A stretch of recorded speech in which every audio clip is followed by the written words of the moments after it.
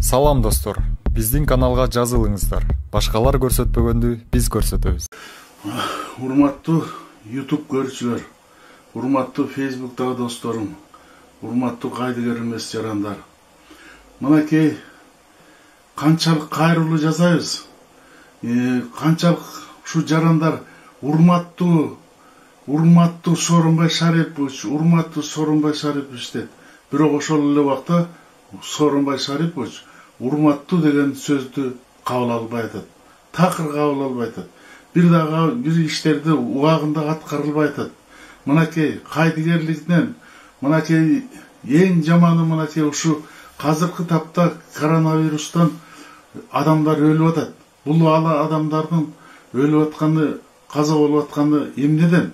Именно ушу өкмөттүн кайдыгерлигинен, жанагы мына менин жердешим Абылгазиев, министр Чолпонбек, ушулар саламаттык сактоо министри, атын да айткым келбейт. Ушундай конченыйлар экен да, мындайча айтканда. Таптакыр түп орду менен ушулар крахоборлор, мынакей.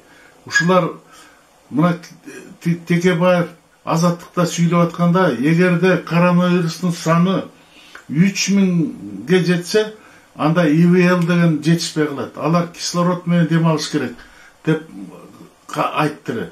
Мына ошо сөздү эмне үчүн кабыл албайт? Булар өзлөрү кандайдыр айтып, эл айтып атса, жарандар коңгуроо кагып атса да бир угуп коюшпайт да булар. Мынакей эмне кылып атат? Акыркы чеги мына тиги эл каза болуп атат. Бирден эмес, экиден эмес, 20-дан 30-тан. Бул эмне деген кайгы, капа? Эмне деген? Мына көчө мен эң жакын кишим больницага апарса, 170 кишиге 5 ИВЛ экен. Алар көбү дейт ош жерде. ИВЛ жок, каза болуп атат дейт. Дем ала албай каза болуп атат дейт. Бул эмне деген тантык мынакей? Өкмөт канча акча алып атасыңар? Өлгөнү калгансыңар, уурулар өлгөнү калгансыңар силер. Эмне тантыгы? Уурдан башка эчтеке кылбай эле калгансыңар го, э? Ушу оорудан дагы мына дарыканалардагы дарынын баарын кымбаттатып бүттүңөр. Мынакей өткөндө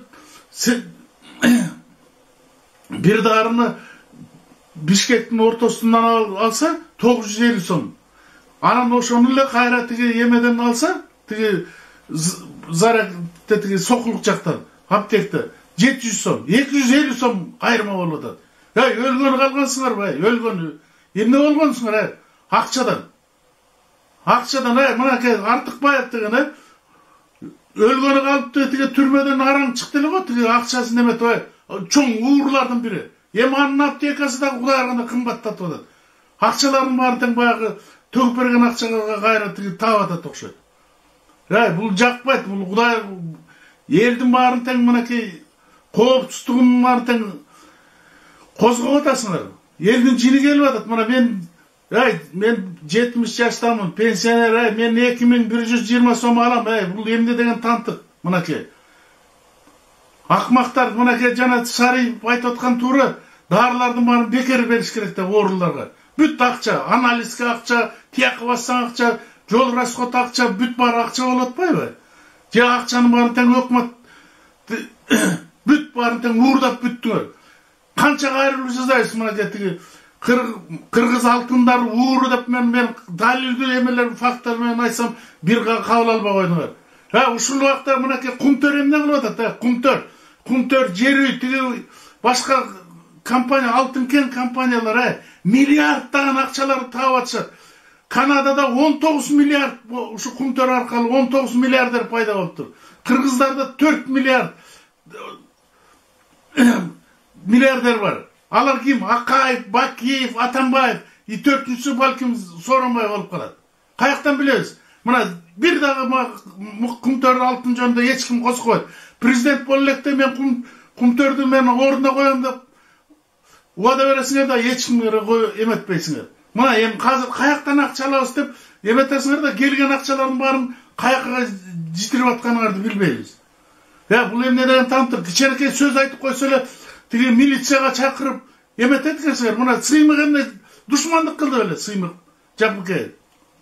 Ушул Ушундай кишилерди кайра сый урматтаганын ордуна кайра келип алып куугунтук кыласыңар. Ушинтип отурсаңар өзүңөр бийликтер, өзүңөргө жаманчылык кыласыңар. Мына Сооронбай Шарипов мен бетиңизге айтайын, мен сизди колдоп келген, ушул убакка чейин да колдоп келген, бирок бүгүндөн баштап мен сизди колдобойм. Себеби сиз туура эмес кылып атасыз. Коррупцияны карама каршы коем деп койтуп эчтеке кылган жоксуз. Болгону Атамбаевдин гана командасынан өч алдыңыз. Андан башка эч ким калган мына азыр прокуратурадагы жыргап атат, милициядагы жыргап атат, фин полициясыдагы жыргап атат, счетный палатадагы жыргап атат. Баардыгын кой бербедиңер. Шалакылык эчтеке эмеңер жок, таптакыр. Болгон баардыгын уурлук менен гана алек болуп атышат. Токтоткула мунуңарды, токтоткула. Казыр мына больницалардын баарын ачтыңар. Ачканы менен медперсонал жок да, таптакыр. Медперсоналдын баарын кайга кетесиң? Алардын баарын коргоонун ордуна, аларга халат бергендин ордуна, аларга шарт түзүп бербей, бүт баарын ит кылбадыңарбы? Райондун больницасында ооруп атат, областной ооруп атат, республиканскийден баарын ооруп атат. Бул эмне деген тантык? Эмне деген жакшылык, бул деген эмне иштебейсиңер, бир иштеп туруп эметпейсиңер, иштебей эле уурлук менен алек болбой. Кудай урбады бул эмне? Мен деген канча 4-5 бир туугандын үй бүлөсүн баарын ооруп атат. Эмне деген жакшылык? Токтоткула муну, токтотпосоңор эң жаман абалга алып келесиңер. Сооронбай Шарипов жолсо түз эле кетип калсыңар керек. Кызматтан. Бүт өкмөттөгү отставкага кетип шарт түзүп бергиле, бул парламент каникулга кетпей шарт түзүп жаңы өкмөт, жаңы иштей турган кишилер деметкиле. Акча менен кайра дагы бир башка келесону алып келип жумушка коюп койбогула. Эч жерден иштебеген эмелердин баарын вице-премьер кылып койдуңар. Эмне деген тамтыга, эмне деген ак үйдүн баарын эле бүт бездарный. Эчтеке билбеген эле кол ийрисине тарткан адамдардын баарын жумушка алып келдиңер. Болбойт мындай. Уурлуңарды токтоткула. Прокуратура иштесин, милиция иштесин, кылмышкерлер менен, уурлар менен иштесин. Жарандык коомдар менен иштебей. Жапып кеткамаган эмне оозун жаап алмак белеңер. Жаппайсыңар, жаап албайсыңар уже. Бүттү. Процесс кетти. Токтоткула муну. Урматтуу бир туугандар, баардыгыңыздарга салам. Аты жөнүм Улук Сапаров, Сокулук районунун Саз айылынын тургуну болом.